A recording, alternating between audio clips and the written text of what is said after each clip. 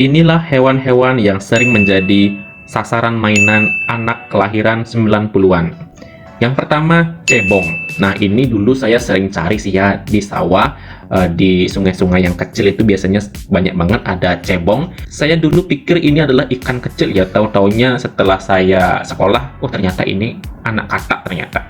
Yang kedua, ikan kecil. Ini kalau di rumah saya ini namanya ikan balang timah ya. Ikan yang kecil-kecil itu biasanya ada kayak kaca gitu di kepalanya.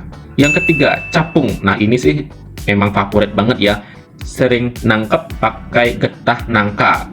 Terus pakai lidi, di ujungnya pakai getah nangka, lalu ditempelkan ke capungnya.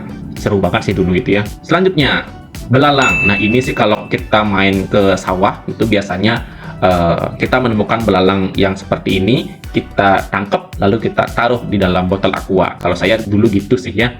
Lanjut, ini adalah undur-undur.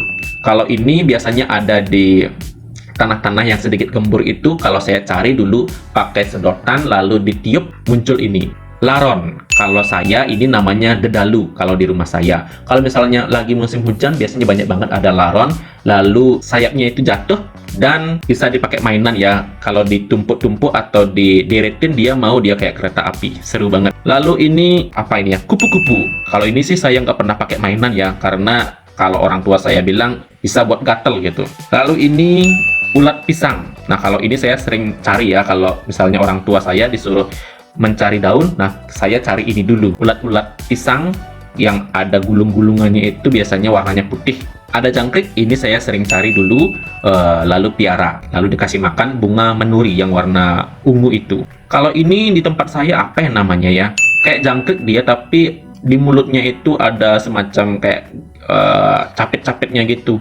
Kalau di tempat saya ini nggak pernah saya pakai mainan sih, karena kalau orang tua saya bilang ini bisa gigit gitu, jadi saya nggak pernah pakai mainan. Lalu ini kumbang ya, kumbang kepik, tapi ini warna kuning. Kalau di tempat saya itu yang warnanya merah itu sering saya pakai mainan. Terus yang ini, waduh, kalau yang ini sih saya nggak pernah ya pakai mainan.